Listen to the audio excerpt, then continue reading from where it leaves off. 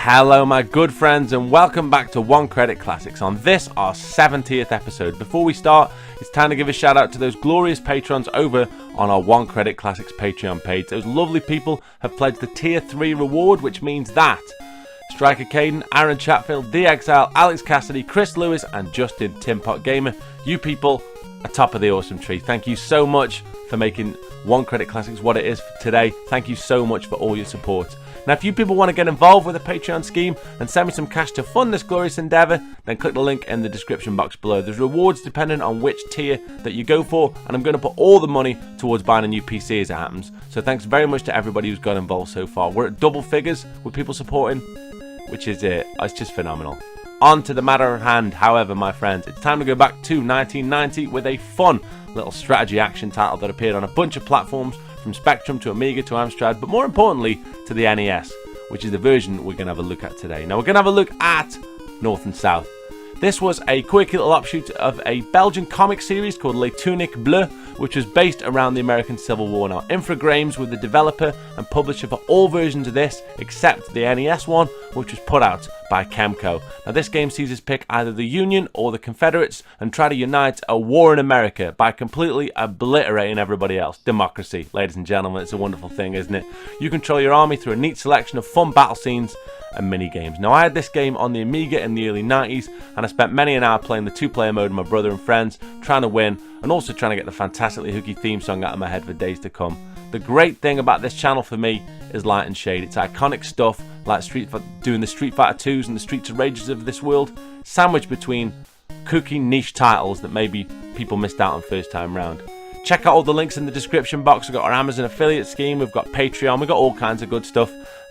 Every time that somebody gives something back to this channel, it's so cool for me, because I really love doing this, and the fact that people love it to the point where they want to kind of contribute in some way is it's just fantastic.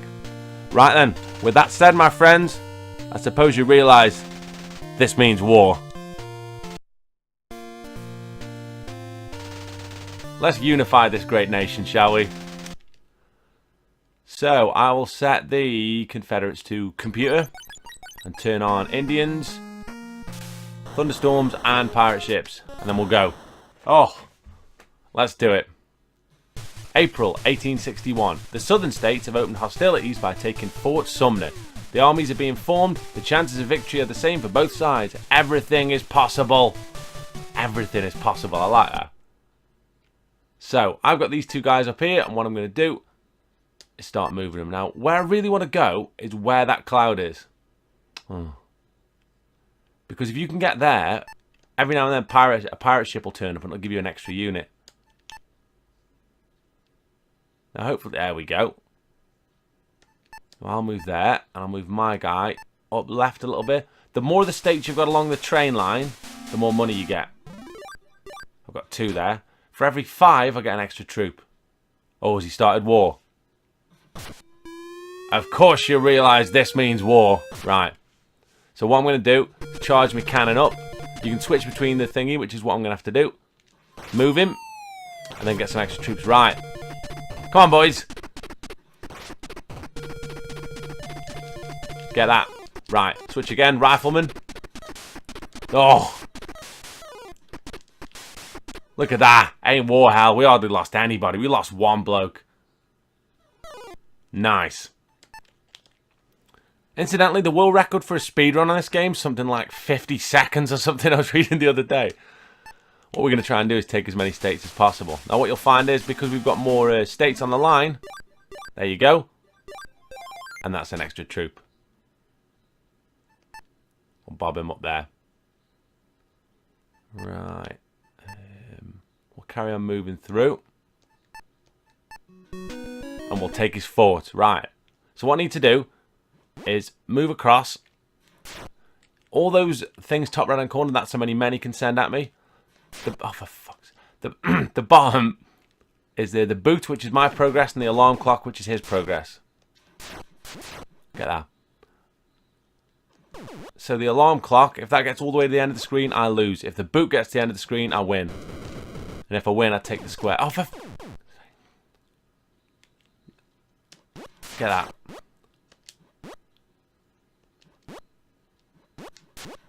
Yeah, I'll take that. So you can see we've got quite a lead up now, but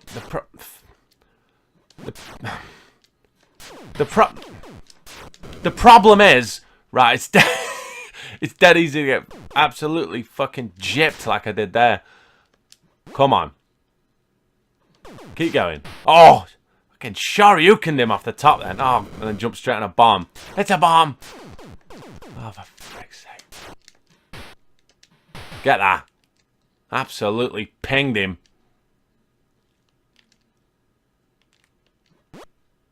Come on, come on, come on. There we go. Everybody stand.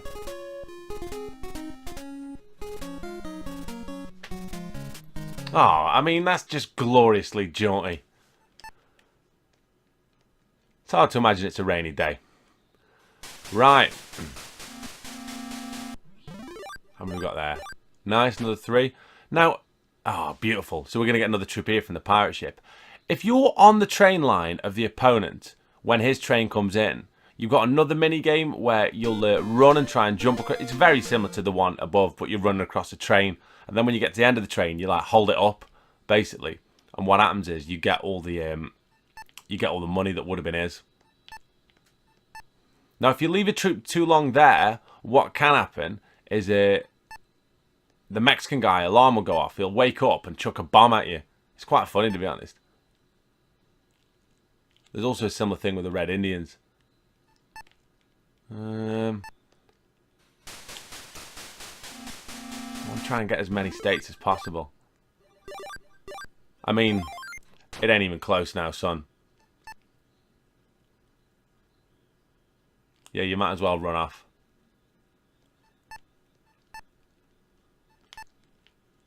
Ugh.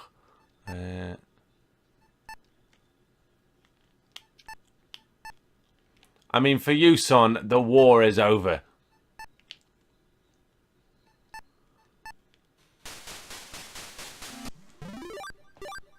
And it becomes like a big crazy game of Risk near the end, because you can get to the point where you've just got so many troops, like... Oh, he's going for it. Right, fire the cannon. Move the cannon. Oh! Yeah, right shot. Right, rifleman. Oh, the problem is that... Oh, tits, I didn't need that. Keep moving. Oh, God, he's at me cannon. What have we got left? I've never just got these riflemen left. Well, I mean, this is basically an execution, isn't it? Oh, no. Here he is. Evil Knievel. Oh, he got away. Didn't there? That was proper slapstick. Well done, Corporal. You've put an end to this bloody war by defeating the South in 7 months. It's... What? It's time to make America again the land of freedom. And that, my friends, is North and South. Oh, it's just so much fun.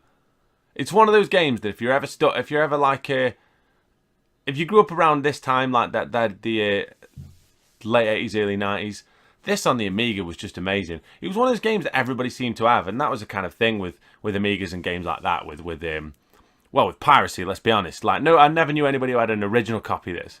But it always became one of those games that you could just play, that you could just pick up and play. And the thing with the Amiga version was, like, the battle engine was a bit similar, but the game was a bit more...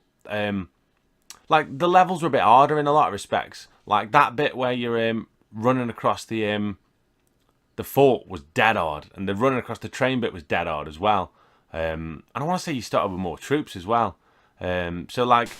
Me and my brother regularly had games on the Amiga that would last for like half an hour. Do you know what I mean? Like big multiplayer games. And oh, it's just fun, isn't it? I was made up when I found out that, because I was thinking about this the other day. Because I was traveling and somebody was talking about playing Risk. And I thought, oh, what's that game I used to play that was a bit like Risk but dead simple? And I was like, oh, North and South. I wonder if that came out on anything. Because Amiga emulation's really, it's like notoriously finicky to try and sort out properly. But thingy, if I do get to a point where I can find a reliable Amiga emulator that I can work out, then yeah, yeah, shit's changing in a hurry because there's hundreds of Amiga games that I was like dead good at. Is that battle finished? Oh no! Look at this! Oh! I mean, that was basically an execution, wasn't it? That was like a game of Civ where you've got way more technology than somebody else. You roll... God almighty. But yeah, is that his train? Yeah, it is. So what was I going to say? Oh yeah, so quick roundup about all things channel based. As I said at the start, the Patreon's going really well. I sent out a load of Patreon packs out in the post. There's a load of people with like badges and stickers and little flyers that are signed and tea bags and penguins and patches. Those patches though, made up by a guy called Oos Patch on or Os, if it depends how you pronounce your jiu-jitsu bellendery. But yeah, OSS Patch, right? He's on their Facebook. Oh, amazing. They're really, really good. Really, really good. Deals primarily with patches, like I say, for kind of jiu-jitsu and stuff like that. So, like, I honestly, the day that if I ever, like, I will compete at some point, but the day I ever compete at jiu-jitsu and a guy shows up with a One Credit Classics patch on his gi, yeah, that's different level. But yeah, dig this out. Like I say, one of the many versions of it. You can probably, I bet you can play the Amiga version browser-based because it's that simple. But it is just one of those fun titles, and I go on about this all the time with this channel. Like for me, it's about having that balance of about doing kind of great titles like Streets of Rage, Street Fighter, iconic stuff, and just kooky stuff that I really enjoyed. There is one more thing to announce before I go. I've changed the way the channel's going to run in terms of multi-part long plays. They're still going to happen, but now we've got Patreon and people are paying money to watch this. What I think I'm going to do is multi-part long plays are going to be in between seasons, so there's not going to be any gaps. So basically what's going to happen is you're going to have a season, and then you're going to have a long play linking it to the next season. And I can announce that Season 4, the multi-part long play, is going to be Super Mario Kart on the Super Nintendo. That's right, we're going to do every cup 1 week after another, so there's going to be a season break after episode 75, and what we're going to, okay, clean that guy out. So what we're going to do is there's going to be a cup out kind of every week, and I might just chuck the odd bonus video, reviews or things like that up as well, so there'll be plenty of content in what used to be the quiet mid-season breaks. Right then, I'm going to drink some tea from this giant Sports Direct cup, which I got when I ordered some stuff, and figure out what the hell we are going to do next. Thank you so much for all your support. Check out everything over at One Credit Classics. All the links at the bottom. Get on the Patreon, get on the Amazon affiliate, and keep it One Credit Classics. Take care.